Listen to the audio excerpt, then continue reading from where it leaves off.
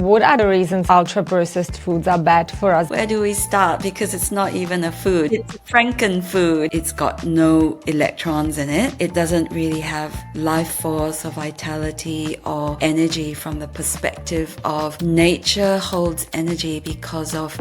Dr Christabelle Yeoh is an integrative medicine physician with a master's degree in nutrition. Christabelle practices at Genbiome in Sydney, and her special interests are gut health, brain health, and fatigue. She also owns Mitochondrial, a cell care clinic equipped with the most advanced biohacking tools. We invited Dr. Yeoh onto the Cheap Life podcast for the second time to dig deeper into biohacking, biostacking, mold illness, aging, and environmental toxins such as EMFs, ultra-processed foods, glyphosate, and more. When I asked you about which are the 3 worst toxins in this day and age, you named EMF as number 1 and said it damages our mitochondria. The mitochondria will be the cellular level, but at the organ system level that feels it the most, it would be the brain. Because when we get older, we have less mitochondria, they're going to be less efficient, and that's partly the reason, that's the big reason why our metabolism. We hear that as we get older, we actually need to eat less. There are lots of experts out there these days that say ice baths are not beneficial for women and that women shouldn't do it. Ice baths are.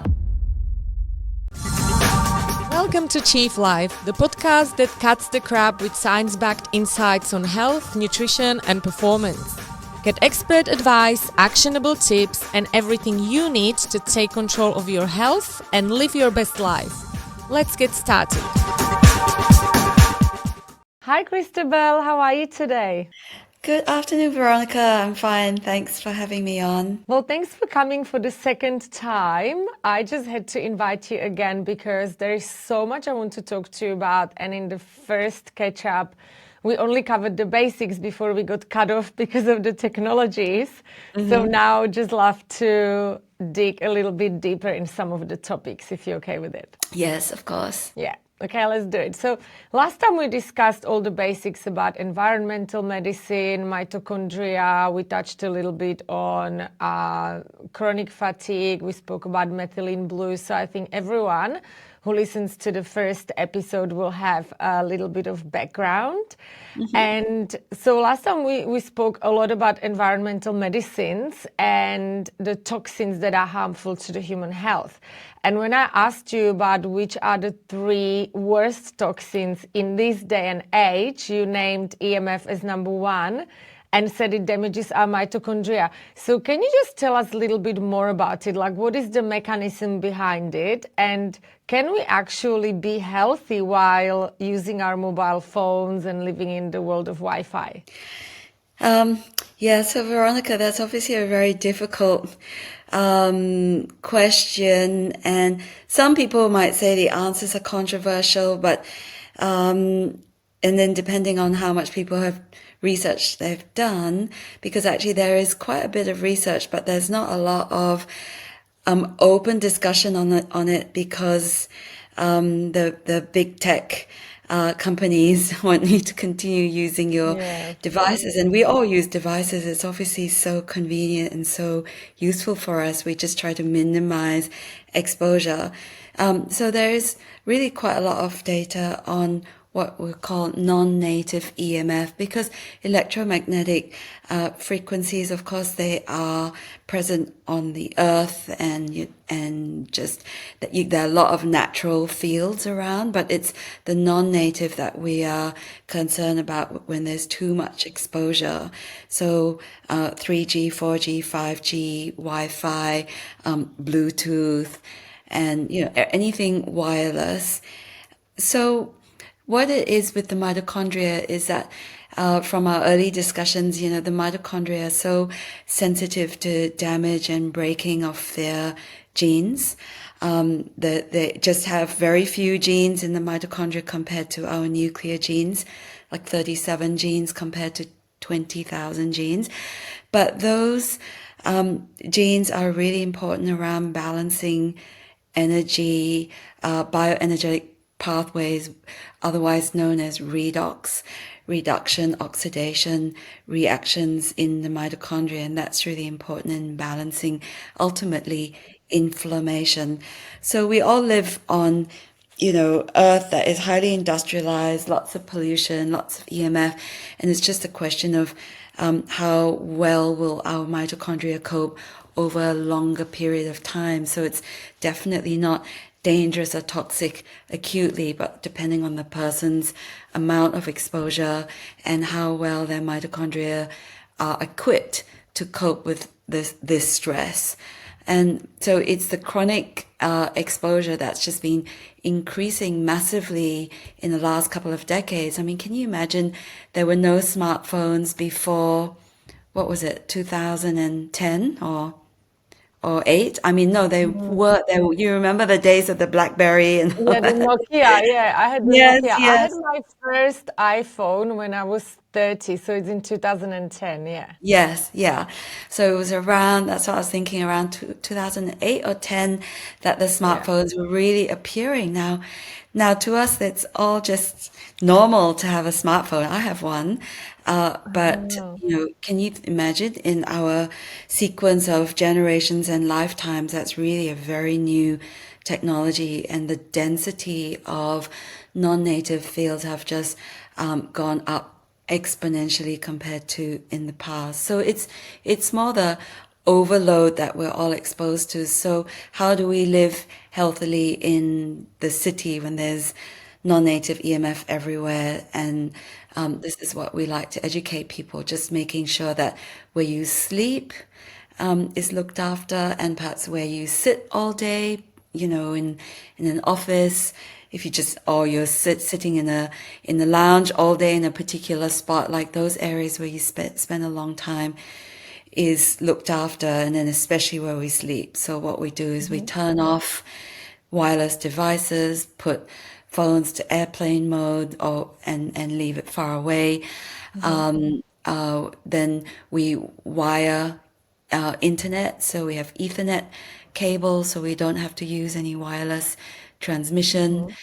And then don't use Bluetooth, or minimize the use of Bluetooth. Certainly when you're sleeping, there should be no yeah. Bluetooth. But then if you're working all day and using headset to work, then make things wired. So I've got a wired mouse, I've got a wired keyboard. Yeah.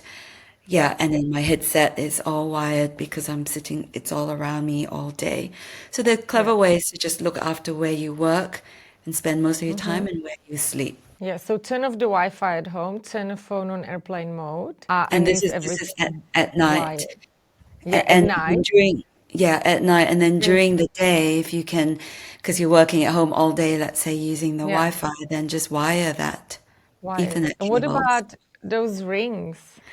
These these Yeah, are they're not. I've got two at the moment. I'm comparing two. I've got Aura and Ultra Human. I'm like, what is Christabelle gonna think about this? actually, the reason I've had my Aura ring for about 7 years now, I've gone through like three or four, is because you can turn them onto off. You can turn Off. off the Yeah, Bluetooth. So yeah, I actually turn mine off in periods, sometimes all day, but certainly all night. And at I can night. turn it on and off, and when you redock it. Hmm. And it's really the sleep that's most important.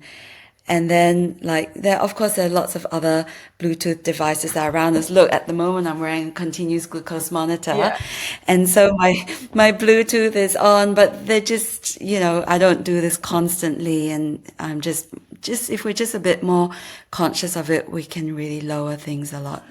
yeah. So what are the main effects of the EMF on our human body? So you say it damages mitochondria. Well, the mitochondria will be the cellular level, but at Hmm. the organ system level that feels it the most, it would be the brain.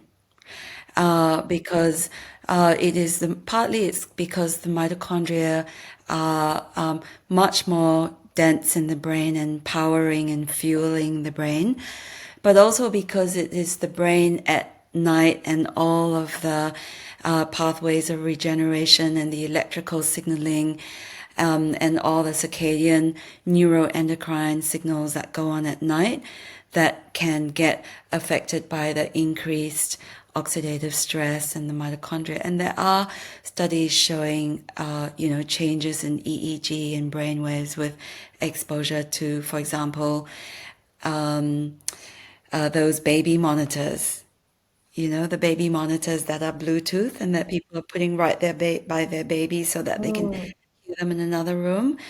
There's really data to suggest that that's not a good idea because you are interrupting the baby's brainwave patterns and sleep quality, as well as, of course, the adults. So for the babies, that would probably affect their brain development if they were constantly exposed to screens. And like, I'm asking because I have a lot of friends and clients that just give their kids their phone to keep them quiet. And I always look at it and think like, I don't know if it's a good idea. We do worry about it. I do worry about it. And especially because a small person, a baby or a toddler, so their brain volume is much greater in proportion to their body. And then they've got a lot more fat in their brain because that's what's developing. And then it's those tissues that do get affected by the EMF. More so, and of course their brains are developing. I mean, children's brains are developing till 18, 20 plus. So it is a concern. And every meter you put the device away reduces the density of the output by a lot. So it makes a difference to just have all your devices further away. So if you've got a wireless router, it makes a huge difference to whether it's 1 meter away by your foot in your office or at the end of the room or put it in the next room and so on. So as far away as possible if they are wirelessly emitting, but obviously where you can wire things, then that's much better. Yeah, got it.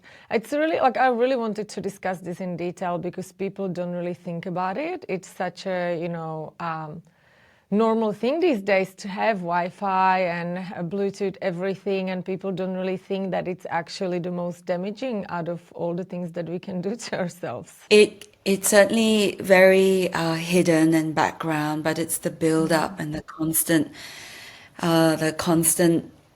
signals that can affect. So if people are very strong and tough and good health, they're going to think, well, what are you talking about? I don't notice it at all.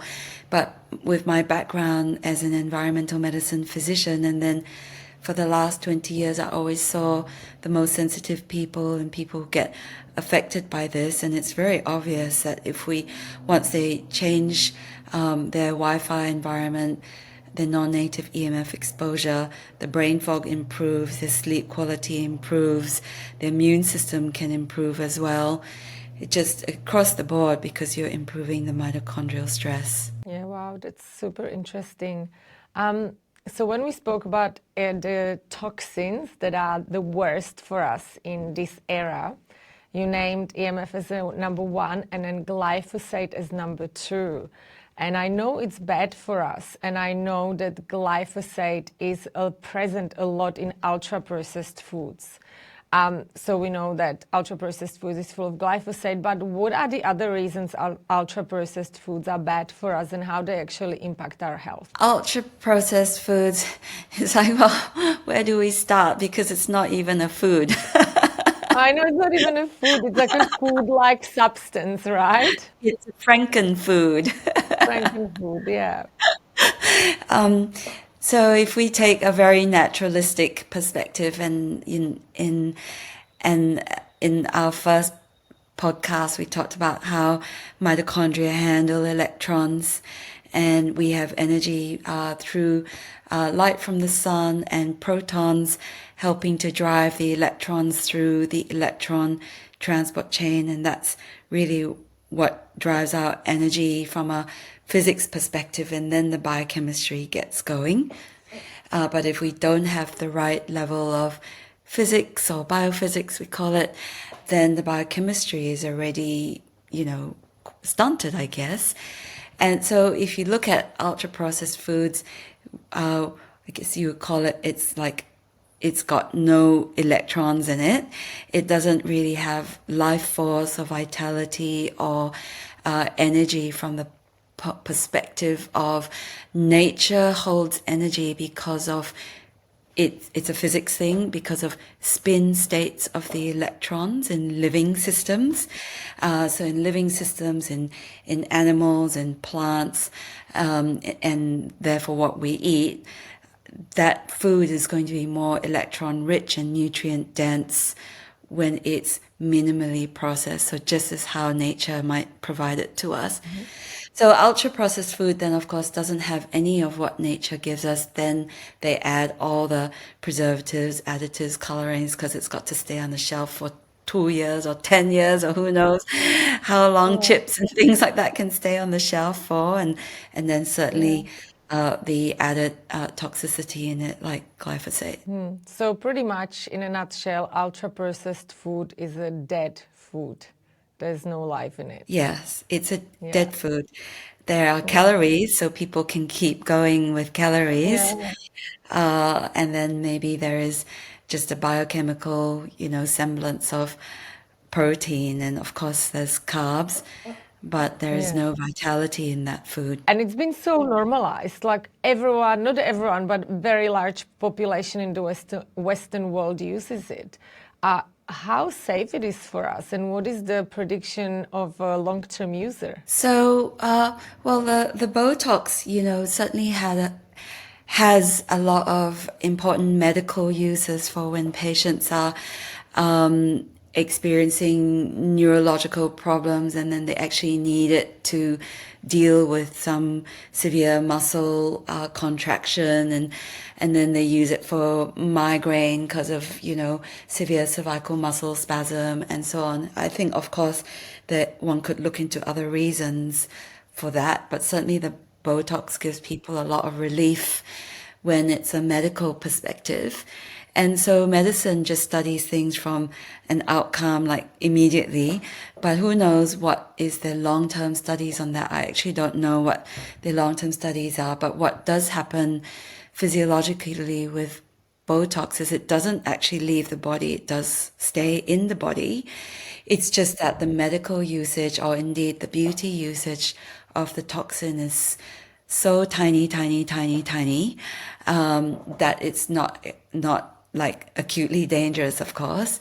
But who knows, depends on how many injections a person has for beauty usage, and then depends on how good their detox pathways, whether they actually start to get affected after 2 years or 10 years. Like these are the things you just cannot predict. Do they also do sauna? Do they have good mitochondrial energy and detox genes from their mother and from their parents? To just all these things you just can't predict and you can't study. So I just in environmental medicine we do like to take the precautionary principle. But the precautionary principle sometimes sounds very boring and it's not very fun at parties. And when I'm Yeah. at a party, I just have to shut up because you don't want to hear about what people are eating and drinking. And I just, Yeah, I know. that's just life in the same way. But if people choose to maybe smoke or vape or drink alcohol regularly, who knows where Botox sits with that? They're all toxins to different Yeah, so we degrees. don't know. Yeah. Mm. Okay, so maybe just be healthy and choose your vices wisely. Yes, I like that. Yeah, Yeah. yeah. I always think like, okay, if I do everything right, if I eat well, I don't eat any ultra processed foods, I don't drink alcohol, I don't stress and like just cover everything that we named, including the skincare and hair care, surely I can get away with a little bit of Botox. And that's my vice of choice. Yeah, I don't disagree with that. Yeah. Yeah. Yeah, Yeah. I just think, and I don't know if you agree, but I just think that if you do everything wrong and you have all the toxin, that becomes problem. But if you're doing everything right and then you choose the one, maybe it's not as bad if you're a healthy person otherwise. Yeah. An 80-20 rule, maybe eighty Yeah, I twenty love rule that. for a healthy person. And that's how I live my life too, Yeah. 80/20 rule. And then if someone is sick, then that's a different story. And then they Yeah. probably have to be stricter, but also not necessarily their whole life. Just hopefully they'll get better and then Yeah. can relax on that again. That's great. I'm very pleased to hear this from someone like yourself. That's very reassuring because I'm like, just can't be perfect. I know how to be perfect, but I don't know if I want to. It's also just the world we live in, isn't it, Veronica? Like it's the Yeah. modern world we live in. So we just have to increase awareness, choose our vices, as you say, and choose how we live and where we live. And then some people need to choose more carefully where they live because of their health. So where someone lives is probably the biggest story around how quickly they will get better. Really? Yeah. Can you give us an example? That's fascinating. Yeah. So we were talking really about how we live, we're going to eat or drink this or that. Yeah. But where we live is really everything from the macro geolocation to the micro, what's the inside of your house like. So if we're Yeah. going to go, let's start with micro, because what's the inside of your house like? Is it well ventilated? Is there good airflow? Is there fresh air? Is it humid? Is there going to be mold growing and then therefore mycotoxins? And I must say in Sydney, because I've worked in Sydney and Central Coast for about 12 years, and before that I worked in England. And Sydney and Central Coast, I never saw so much mold and humidity and mold-related illness before, even more than when I was treating it in England. It's the environment. So when we're by the coast and there's the sea and it's humid, what are the materials we use in the house? What's the cross ventilation? Where's the sun direction? Is it easily dry? Is it easily cleaned? Is it dusty? Is it cluttered? So that's like all the micro, and that actually makes a big difference, especially if we're talking about mold. And then, I I mean, know. dust. Perhaps that's just if someone is allergic, but having said that, dust is the perfect food for mold. Is it? Yes, it is. So if it's humid and then there's food on the ground, you will invite mold and then it can grow under the bed, behind the bed heads, behind the Yeah. cupboards, in your drawers. Like it's just, yeah, difficult. That So makes that's the sense. micro environment. I know, clean your house, people. But I actually wanted to ask you about this because I live in Bondi and there's a lot of mold everywhere. Like a lot of people have mold in their houses. And I know that you're very well known for actually helping people with the mold illness or chronic inflammatory response syndrome. Okay, so I live in Bondi where there is a lot of mold and everyone is worried about it. Should we be worried? I think we should be aware that mold can cause an illness syndrome in some people. It's not in everyone. The studies from Dr. Richie Shoemaker show that about 1 in 4 people could be very sensitive and could get ill from it. And so seems quite common, right? But for some people, it could be quite, perhaps they think it's mild, but it's still annoying. Maybe a blocked nose, sinus congestion, having a cough, or having respiratory symptoms frequently.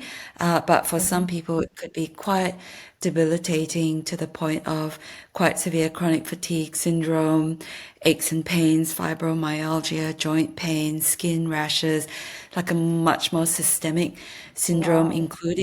including like brain fog, migraine, headache. So it can be quite neurological. So it's just that if people weren't aware that a damp building or a mold, mold in the home can cause this, then they won't know and they just go and see a lot of different doctors. But we're saying about how your microenvironment is so important for health. This is really a big part, and it's an important part in Bondi for sure. It is. So is it just the mold that we can see, or is it also the mold inside the walls that we might not see and we think there's no mold in our house? It's what it's inside the walls. It's the ones you can't see. Yeah, when you got black mold, then it's obvious that you have a humidity problem. Then any and all molds can grow, but it's also the buildup of the mold that you can't see, because sometimes it's just like a very fine white, powdery layer that you may not know or pick up unless you use a special torch to see it.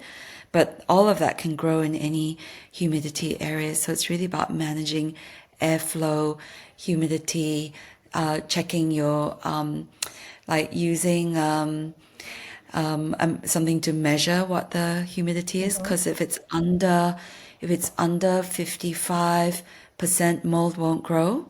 Okay, Yes, it's so interesting. And so that's a maybe, that's called a hygrometer. Sorry, so yeah, you can buy a hygrometer from Bunnings. You know, it's very cheap. You just want to know what your humidity level is. yeah. So under 55 mold doesn't grow. I had a mold in my house when I first moved there, and then I cleaned it and got dehumidifier, and it hasn't come back since in 5 years. But what about if the mold is in my walls? How do I know?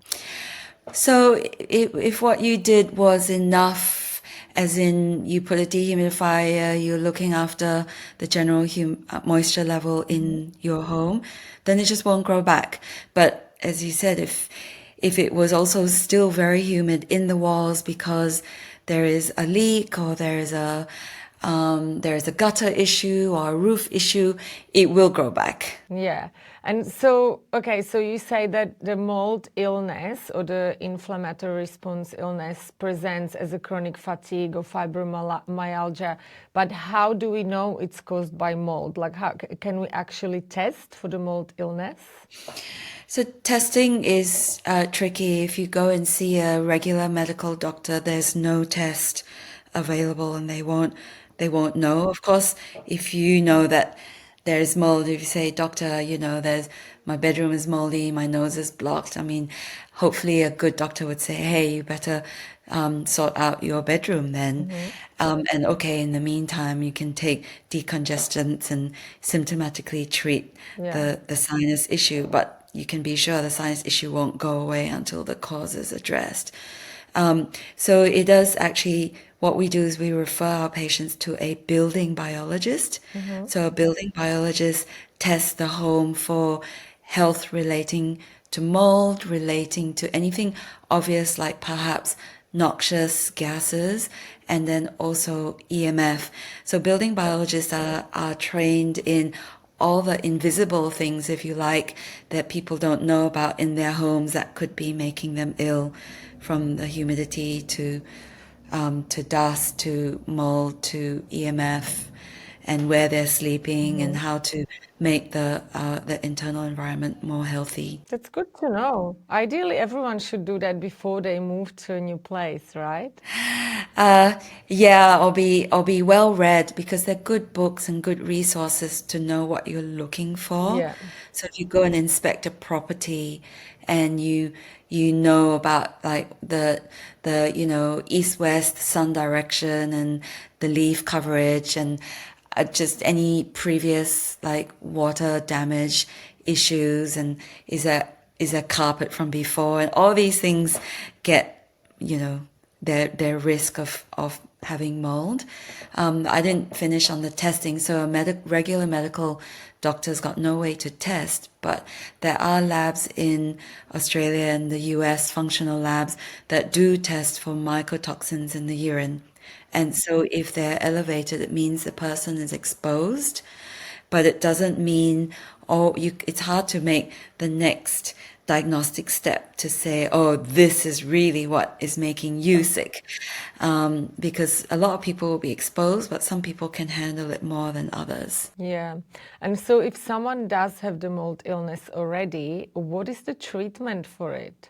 First, it's addressing the environment, the house, Yeah. the apartment, getting a building biologist in, seeing what remediation needs to be done, and then the difficult part is getting rid of all the items in the home that have been contaminated with mold. That, of course, does depend on the severity of the person's illness. So we're talking about CIRS, chronic inflammatory response syndrome. If we're talking about CIRS, then my assumption is that person is sick enough to have a significant quality of life problem. Then yes, we really take it seriously with doing mold remediation.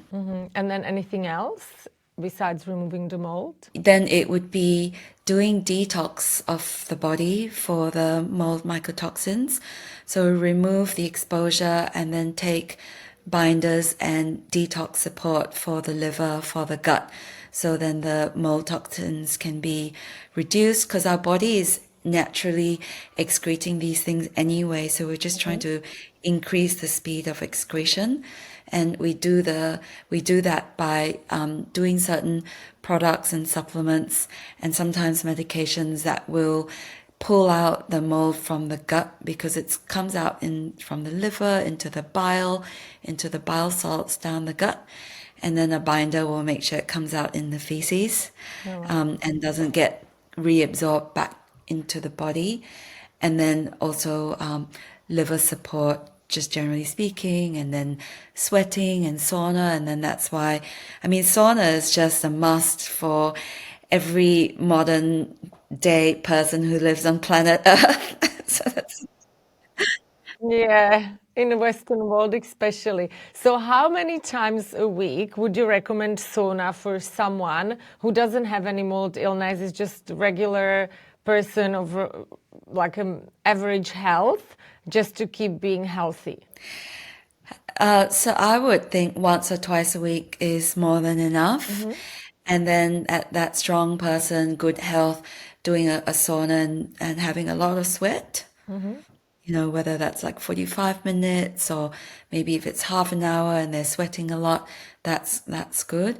But people with health problems then might have to take down the time they're in the sauna. Maybe they only do 15 minutes or 20 minutes, and then they probably have to do it much more often. Yeah, interesting. And it takes quite a long time for someone to get over the SARS, is that right?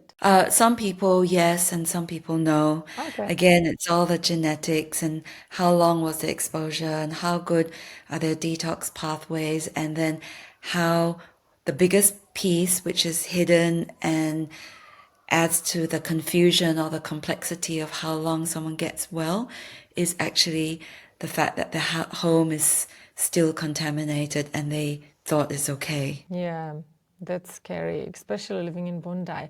But one more question about the mold illness and the SARS. When you treat someone for it, do you prescribe any specific diet, or it doesn't really matter what people eat while they have it?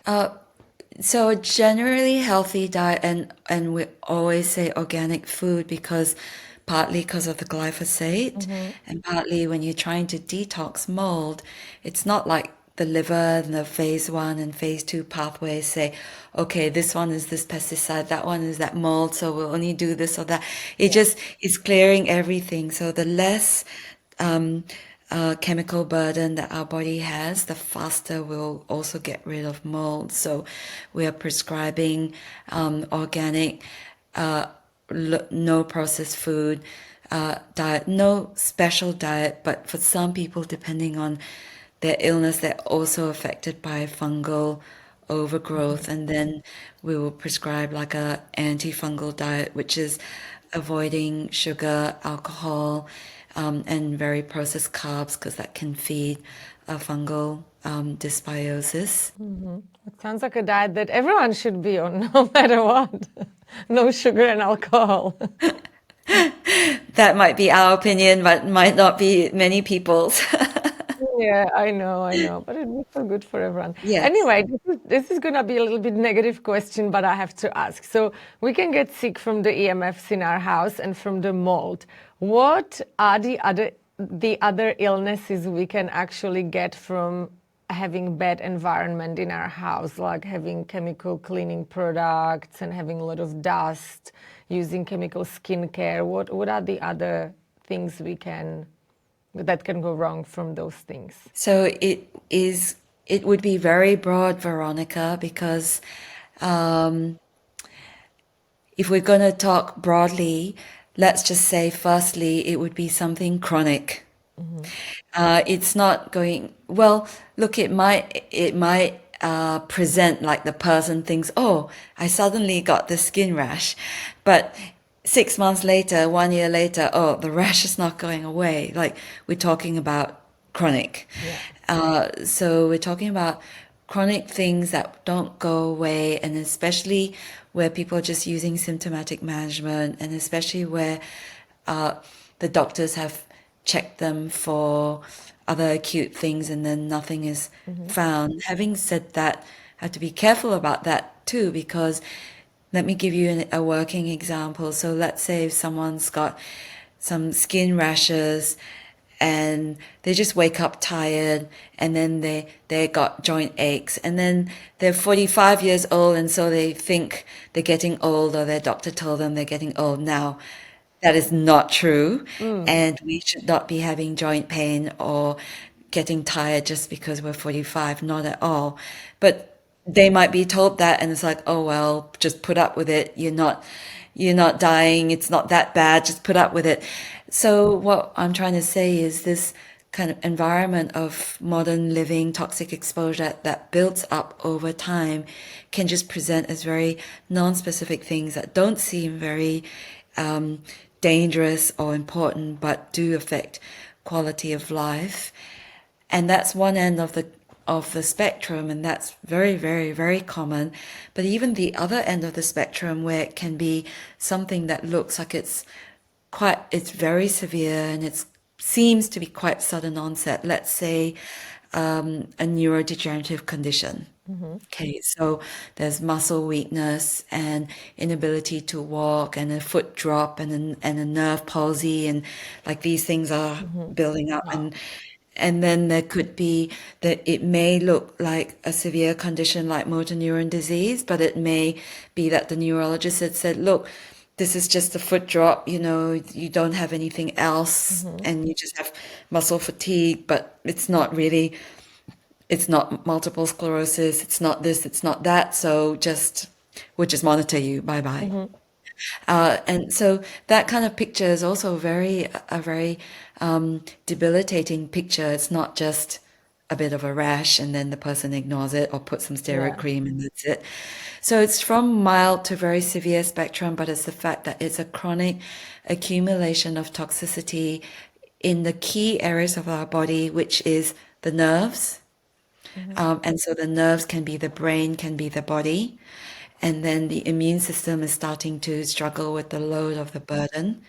And so with the immune system, it might look like allergy, but it might look like autoimmune. So kind of there's Yeah. different arms of presentation, but it's the nervous system and the immune system that suffer the most with toxicity. And then gradually, then really as we literally are getting older, but technically it's not old. So, okay, we're 45, we're not 25, but we seem to be suffering these aging things. And how come 45? We should only be suffering them when we're 85. Yeah.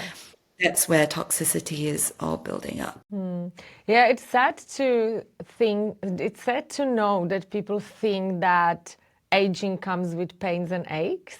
It doesn't have to, and especially when people are like 45, like my age, and they're like, oh, I always have sore joints, but that's normal, I'm old. People don't actually realize it's not normal because so many people experience it that they start to think it's normal. But is it true that as we age, our ability to detoxify declines a little bit, which is why people have these issues more when they get older? And is it true that as we age, we have to be a little bit more cautious and stricter with our toxic load? So the reason we would be not as good detoxing does come back to the mitochondrial and oxidative and metabolic pathways again. And the fact is, when we get older, we have less mitochondria, they're going to be less efficient. And that's partly the reason, that's the big reason why our metabolism slows down, and metabolism is connected to detoxification. So yes, everything does does slow down. It's not just because the liver is smaller or it's harder to detox when we're older. It's just that all the metabolic pathways slow down, which is driving the detox pathways. Yeah, so pretty much to be fit and healthy until you're very old, you just need to be a little bit more strict than what you were in your 20s or 30s. A big part of it is eating less. So, you know, we hear that as we get older, we actually need to eat less, and it is true. So when we eat less, we are giving less work to our metabolic pathways. And then when we're talking about much older here, I guess, I'm thinking about my father who's 89 and my mother who is 79, and I'm just looking at them and their lives, and my mom still tries to be as active as she can, and then my dad's much less active because he had spinal surgery. But, you know, I can see how they eat, and of course we still might have a lot of appetite for socializing and going out and eating a big meal, but you really need to eat much less when we're, you know, in those later stages, and then we're just really focusing still on protein and nutrient density. You don't need to eat tons of, I don't know, salad or potatoes or things like that don't give that much nutrition, but yeah, good protein sources. Yeah, I keep hearing it a lot. So I actually want to ask you this. So, okay, we know that to live longer, you need to eat less when you're older, and that's been proven by a lot of different research, which a lot of them are done on rodents. But then we also know that we need to eat more protein as we get older because of the sarcopenia or muscle mass loss and bone loss and things like that. So it's kind of like you need to eat less, but how much less? And then you need to eat more protein. And then you also have people like Dave Sinclair, who is perceived as such a expert in longevity, and then he says to be vegan, which I totally don't like and don't agree with. So what do you think, in your opinion, is the best solution for nutrition as we age? Very tricky question because it's highly individualized in the end. Yeah. In the end, I like to think of, let's not just think about nutrition through food, let's think about nourishment. Let's think of nourishment of the whole body, and if you like, body, mind, and spirit, and nourishment of our entire system comes from light energy, us moving outside, you know, the biophysics part. So the biophysics part speaks to a great part of our nourishment, and I really think that's why those blue zone studies, they really had good biophysics because they're outdoors a lot, they're in the light a lot, except it hasn't been named that way. But I really think that that's a big reason for that. And they're eating seasonal, local, and nutrient-dense food that is electron-rich. It's not just because they count this amount of protein, you know. Yeah. So it is very hard to whittle it all down. But I think of nutrition as nourishment. Nourishment is light, biophysics, movement, community, and then like how happy and productive we are still in our lives. And so then once we've counted all that in, then to be honest, I actually think if someone in that right culture and context is vegan and they're eating seasonal, local, whole foods, I can't see that. And then they're already quite healthy.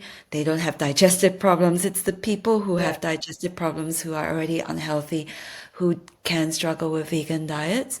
But if we assume that they're healthy or like what we imagine the blue zones to be, yes, they definitely did fine with vegan.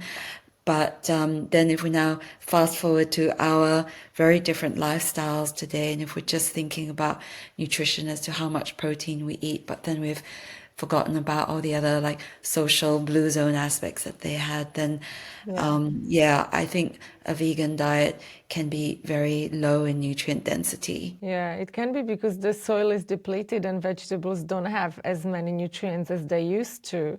Plus they have lots of phytates, oxalates and all those things And and then lectins and and lectins, and then glyphosate if they're not organic. So yeah, I think, yeah.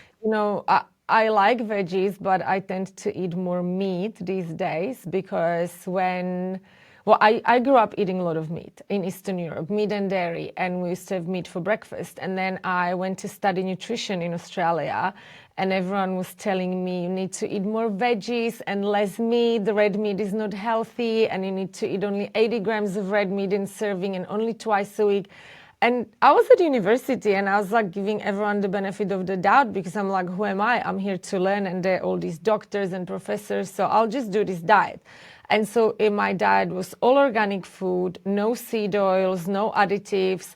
And like all of a sudden I went from eating a lot of meat to eating a lot of veggies, eggs, and like barely any meat. And I developed osteopenia and amenorrhea for 10 years, until after 10 years, I decided that I'm gonna turn full carnivore. And I went on to full strict carnivore diet. And at the age of 44, I reversed my osteopenia and I recovered my periods. And I'm not a full carnivore now. I just went back to what I grew up eating, like a lot of meat, a lot of eggs and dairy and stuff, and then small amount of veggies, and just the veggies that I like and I eat them because I enjoy them, not because someone told me I have to have a big bowl of broccoli every day, so that's what I'll do, even though I don't like it. So now I just eat what I want to eat and eat a lot of meat. And I'm 45, I don't have osteopenia, I have regular periods, 28 days on a dot, and I feel amazing, I have lots of energy. And so, yeah, I was like, and I'm a nutritionist. And for 10 years, I was telling my clients, eat a lot of veggies, this and that, telling them what I learned. But in the end, it didn't work for me. Isn't it such a tricky time we find ourselves in our nutrition, because the meaning of food and our farming and food quality has just gone completely haywire. I too see a lot of people who do much better being carnivore, keto carnivore and such, because of digestive problems, and they can't digest the phytates, lectins, oxalates, what have you. Yeah. And it's a crazy world, but I do think that it is very individualized and also reflects back our Yeah. culture and our ancestry. And Yeah. so, yeah. Yeah, and I'm not saying everyone needs to be carnivore. I'm not saying that at all. It worked for me, and I really think that if you eat meat that's organic and regeneratively farmed, is much more nutritious than non-organic vegetables. Absolutely. I'm with you on that. Yeah, in this day and age, it would have been different 100 years ago, but I just think Yeah. now meat is probably the safest, because even with our products, we get all our like a collagen and whey protein tested for glyphosate and heavy metals, and none of it is in it. It's perfectly clean and pure. You can't say the same about factory farmed meat or ultra processed foods or non-organic veggies. No, you Yeah, can't. Yeah, yeah. so organic is, as you said, how, and then actually I want to mention about animal nutrition, because we're seeing so much connective tissue issues today. And when I started practicing medicine 25 years ago, we didn't see it that much, and now we see it all the time. People with connective tissue disorders, Ehlers-Danlos syndrome, joint hypermobility. And the hypothesis at the moment in the environmental medicine community is it's related to glyphosate, and it's related to the loss of the sulfur, not only from maybe because meat is a good source of sulfur. Mitocore is a cell care clinic, and you have so many biohacking tools that no one else in Sydney does, or not that I know of. You have some that other people have, but some that no one has. And I have done 1 month of treatment on all these devices, which was very interesting. And so I would like to talk about 3 of them specifically, which I have never heard before until I try them. And I'd like you to tell us what they are, what they do, and what is the science behind it. So let's start with the high intensity Hugo 2 PMF therapy. Okay, Veronica, I can see you've been doing great work, because the Mitocore cell care clinics really set up to do a number of devices based on how our cells work. So in that sense, it's making the cell healthier, be able to absorb nutrients, exchange waste, communicate, regenerate, repair. So in that sense, it's kind of applicable to whether a person's got a chronic condition or whether they've got they're in good health and they're an athlete like you and they're like wanting to recover. So the PEMF, high intensity PEMF, the system that we've got is called a HUGO. PEMF, HUGO. There are not many high intensity PEMF systems in the world. I think this is one of two. And so the high intensity PEMF means that it's just got a much stronger voltage behind it, like it's much more powerful than the normal PEMF. So PEMF basically is pulse electromagnetic frequencies, and it's a machine that puts out low frequency electromagnetic pulses because our cells have an electrical charge. They work on electrical signals. They're like batteries. They have a positive charge and a negative charge, and then it gets energy because it's like that polarity is working well. So the Hugo PEMF is like about 12,000 Gauss, and compared to normal low intensity PEMF, it's anywhere between 0.5 to 5 Gauss. So the power difference is massive, and people actually feel it because that magnetic stimulation makes you think it's an electrical one, but it's not. It's a You definitely magnetic feel it.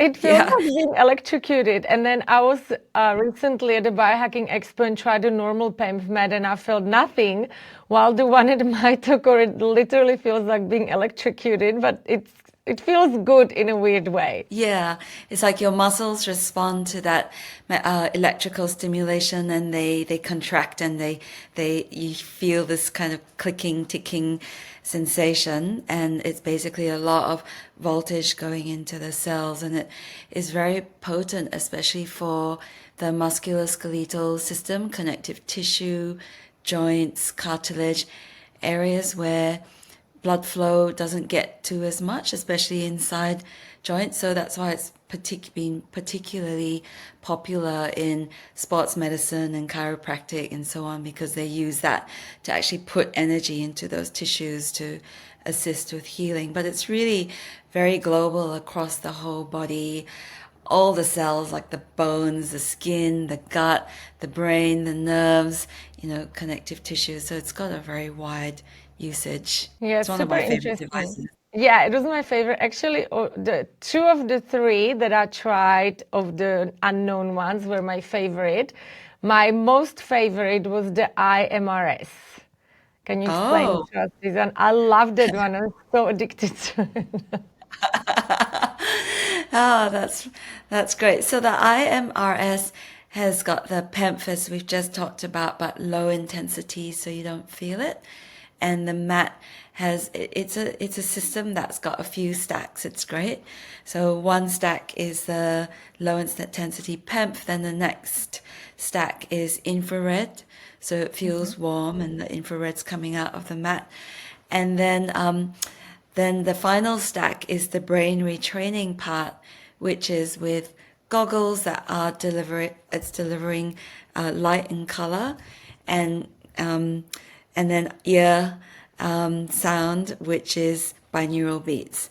So the light and sound is really taking you on like a brainwave trip, and it's really ultimately to assist regulation of the autonomic nervous system, the modulation between the sympathetic and the parasympathetic by not just sounds but also light. So there is, even though you love it and it is great, it is very enjoyable, some people also find it somewhat confronting, or sometimes colors trigger people, sometimes the flashing triggers people, the speed, the sound.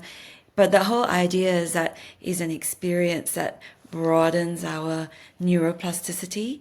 And then when people are going through the light, the sound, the PEMF, the nervous system in the body finds a way to regulate, and then it is measuring the outcome through monitoring your heart rate variability. So there's a clip on the finger as you're going through the treatment, and it's monitoring how you respond. Yeah, absolutely love that one. So just to paint the picture, the Hugo PMF is a mat, and you lie on it, and it's the thing that makes you feel like you're electrocuted. And then the IMRS, you're lying on an infrared heated mat. I had my compression boots on, and then you have those goggles and headphones which are giving you the sounds and lights. So those two I loved. They're effortless, you're just lying there and chilling, and I did it every day after work, so that was great. Then the third one I was doing was not my favorite, but apparently this one is the most beneficial for me specifically, and it's the reoxy interval hypoxic hyperbaric hyperoxic treatment, which is when you sit with the mask on and it's kind of depriving you of oxygen in intervals. And yeah, that was a little bit hard. Can you explain to us what this one is doing? So that is like interval training, and as all athletes know, interval training is not supposed to be easy. And but yeah, it's exactly like what athletes previously did. I don't know how popular it is. Maybe you can tell me, but you know the old days of riding a bicycle with a hypoxic mask on in the gym, and you see people cycling away and they're doing what's called altitude training, so they're reducing their oxygen. Yeah, they used to be popular ages ago. Now they have the altitude gyms when they like the whole gym is under altitude, and they keep measuring during the class on your finger how much is your saturation. They have two different That's brands cool. of these altitude gyms. So no one, don't see anyone with masks anymore. Everyone just goes to those gyms because I think it feels better than running with the mask on. Running with a mask or cycling with a mask is definitely uncomfortable, Yeah. but the science behind it is that, so the idea is that our mitochondria, for them to function well and for them to produce lots of energy in our cells, they have to be able to utilize oxygen efficiently. So everyone always thinks, yes, let's have more oxygen, let's give more oxygen, oxygen is good. But the nuance is that oxygen is only good if you use it up inside your cells. So the mitochondria have to be able to use it up, as opposed to the oxygen is just hanging around inside the cells and in the mitochondria. So what the intermittent hypoxic hyperoxic training is, it's like an interval, that's why it's intermittent. And then hypoxia means less oxygen, and hyperoxia means more oxygen. So it's going between the two, and you're not actually exercising, but you just sit there with the mask, and it's very tight, so it's really controlling what you're breathing. And when you expose your body to very little oxygen for a while, and the machine will calculate how long you can tolerate. But when you're exposed to very little oxygen for a while, your whole cells and all your body are going, what's going on? We don't have enough oxygen. This is dangerous. There's a problem. You know, Houston, we have a problem. And they're like signaling to every cell, and all the other mitochondria are going, okay, we have to get used to this because this is a hypoxic environment. And the ancient genomes that we have in our cells, which is in the mitochondria, dictate that they can actually cope in hypoxic environments. It's how life and nature evolved on planet Earth from like the very old evolutionary, like Precambrian period, 2.5 billion years ago, and not a lot of oxygen under the sea, and life was evolving. So mitochondria were ancient bacteria, and they kind of knew how to survive with very little oxygen. So basically, when you put your body in low oxygen, they will kick in and go, okay, we have to get more efficient. We have to work out how to use our oxygen better because there's not a lot around.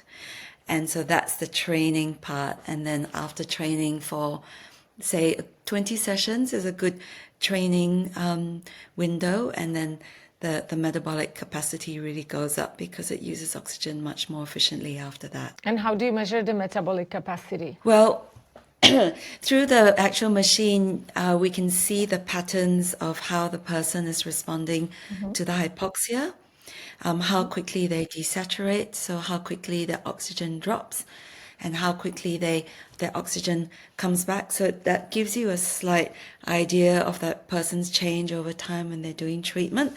But the kind of official standard way of testing metabolic capacity that they'll do in gyms and research labs is VO2 max, Yeah. testing your VO2 max.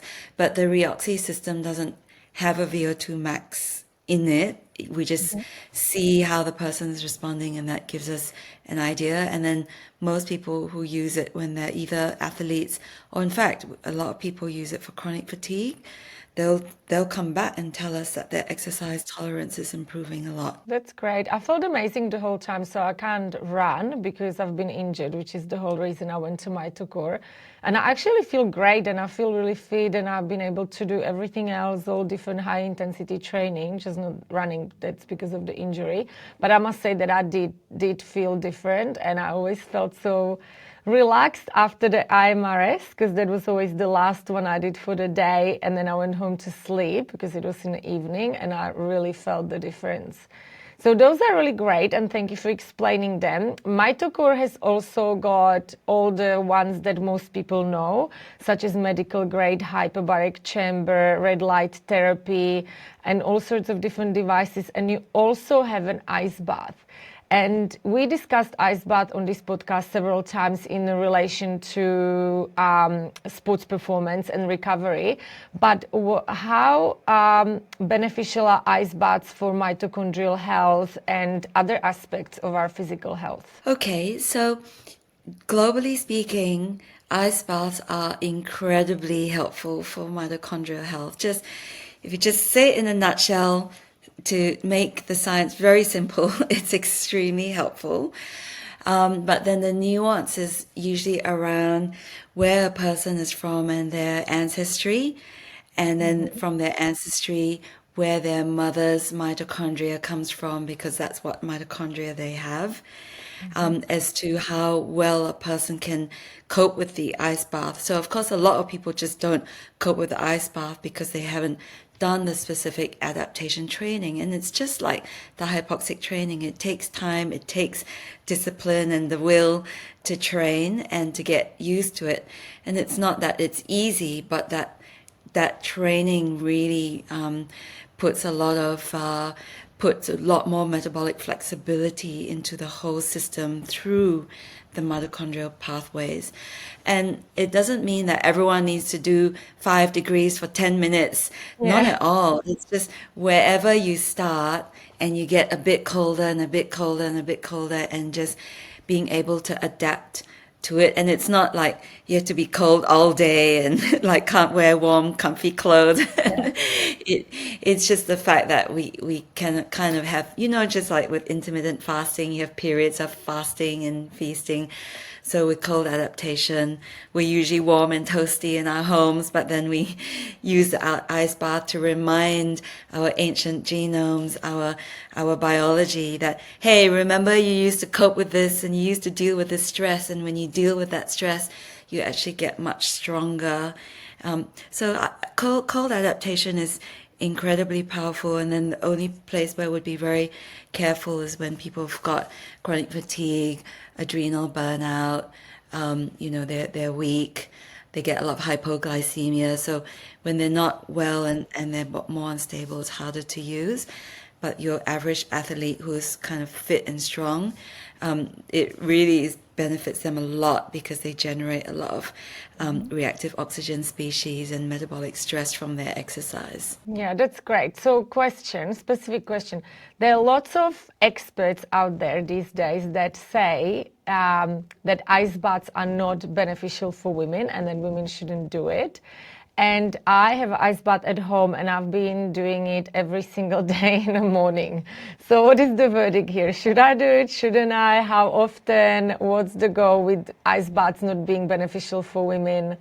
Give us the whole rundown. Yeah. Well, so just as I mentioned, you normally have to modulate the cold adaptation training and exposure to people with chronic fatigue and fatigue. It's exactly the same idea that then you can't just say, all chronic fatigue people can't do ice bath. You can't say all women shouldn't do ice bath. That's ridiculous, right? Thank you. And Yeah, so it's because some women, depending on their ancestry and their fitness, I mean, some women can do it all the time. You're clearly a good sample species of that because you're strong and you're fit, and then you use it to also look after inflammation. So it's really beneficial. But let's just say then, the woman is coming to the menstrual cycle on especially maybe just the day before, the first day or the second day of the menstrual cycle. And then for a lot of women, their energy levels are a bit lower in that phase. And then that's when you would pull back the ice bath or make it not as cold or not as long. So there are many ways to modulate the exposure. How cold, how long, to what, whether you put your hands in as well, your neck, how far you go, just so many things. Then people's age, how much body fat they've got. So there's a lot of ways to manage it. But I think women should do ice baths. Oh, thank you. I'm so glad to know that because I actually really enjoy it. It's not like I don't feel the cold, but I don't know, I just love feeling the cold, even though it's uncomfortable. It's hard to explain. It just wakes me up in the morning. I get a good mood. I feel amazing for the day, and I just love it. So Yeah, it's incredibly good, like dopamine and serotonin boost. yeah. And what a healthy way to do that. Yeah, I love that. Well, thanks for giving me the tick of approval. That was great. So much information. I'm grateful we managed to do this part 2 and ask all the questions in details. And I have one more question for you. If you could give only one health advice to all our listeners, the best health advice they can apply straight away and get better, what would it be? Okay, well, I would say harvest nature as much as possible for its health benefits, and maybe the easy one to access would be to use the sunlight. So use the sunlight because it has a very wide spectrum of information that it gives our cells from sunrise to sunset. As the sun travels across the sky, there is a massive amount of all the different frequencies, light frequencies that go on. And as much as often, if we can, I say to my patients, try to clock in through the day. So people should clock in with the sun as they go through the day. Just pop outside for 3 minutes, 5 minutes, and every couple of hours, maybe at lunchtime, just be outside half an hour, eat your lunch outside. If at home you can set up your breakfast table or office, like a chair, a table to read, to bring your computer outside. Just be outside as much as possible so that our eyes can see the natural light, because it doesn't work through the windows, through the glass. It does not work through sunglasses. Get rid of those sunglasses. Oh, that's great. That's such a good advice. And I absolutely love being outdoors. And I can feel the difference when I spend all day in office as opposing to when I'm running around all day outdoors. It just really feels different. Sure does. Yeah. Yeah. So It thank helps you. to entrain.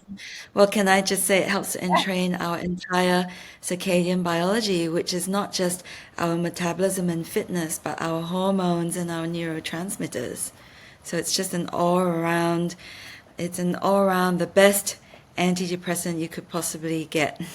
I love it. Get outside, get in the sun, the best advice. Well, thank you so much, Christabelle, for coming for the second time. I can't wait to release this episode. So much interesting information, and I hope to see you again soon. See you soon, Veronica. Thank you again. Thank you. Bye. Thank you for listening. Let us know in the comments below what topics interest you, and don't forget to follow us.